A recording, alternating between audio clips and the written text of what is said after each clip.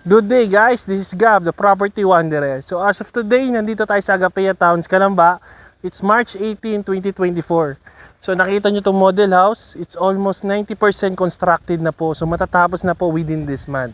So silipin natin guys yung mismong unit. Pero i-check na, hindi pa siya ganun kaayos pa guys ha. Medyo madumi pa, medyo kasi ayusin pa siya. So ipa-finalize pa po siya. So hindi pa siya 100% constructed. So tara, silipin natin. So dito sa front, yan. Hanggang dito po ang lot natin. It's 70 square meter lot area and 50 square meter floor area. So nandito po tayo. Kung saan po ako nakatayo, dito po yung carport natin, which is kasya po dyan is dalawang sedan. Then ito po yung frontage natin, hanggang dito po tayo. So yan. Yan po. So, good pa rin siya for extension. Gusto nyo magpa-extend ng harap or gilid, pwedeng po. Tara po, silipin naman natin yung loob. So guys, pasok tayo. So, ito yung ground floor ng model namin dito sa Agapea Towns, which is yung twin homes duplex namin. So, complete turnover tayo. Ito yung magiging turnover unit sa mismong site. So, as you can see, dito yung pwede maging living room natin. Living room. And dito naman yung dining area.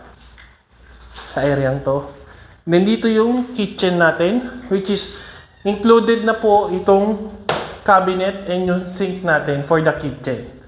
And included na rin po itong sliding door. So ito yung way natin papunta sa carport or the garden. Pwede rin po ganun. Then dito, ito yung magiging CR natin.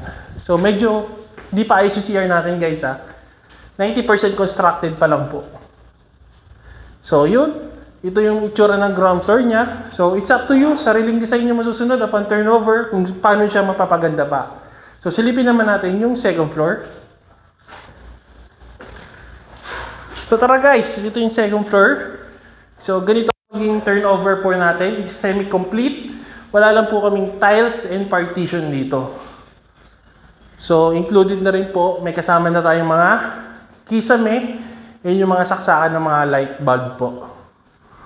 So, it's up to you kung anong magiging sizes ng mga bawat kwarto. So, gaya ng mga project ng mismong developer sa Jubilation Enclave, ay kasya po dito yung 3 bedrooms. Minsan pa nga, ginagawa pa nga, meron CR sa second floor. So, spacious to guys.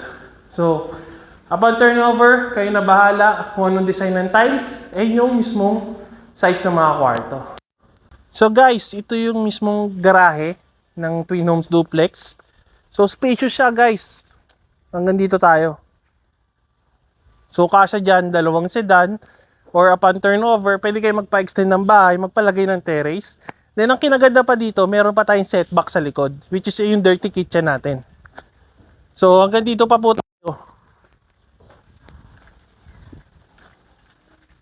So, yan guys. Hanggang dito tayo sa kinakatayuan ko. So, dito magkakaroon pa po kayo ng mga sink sa labas, which is your dirty kitchen na mangyayari.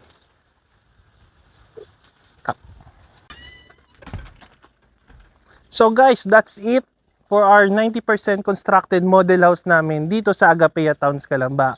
Gaya nga nasabi ko, malapit na po kami mag-price increase kapag 100% constructed na yung mismong model house namin. So, habang di pa kami nagpa-price increase, habol na kayo, mag-set tayo ng site viewing namin sa mismo sa aking social media account na nakita nyo sa aking screen.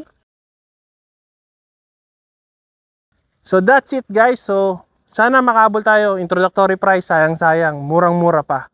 So that's it guys. See you sa aking next vlog.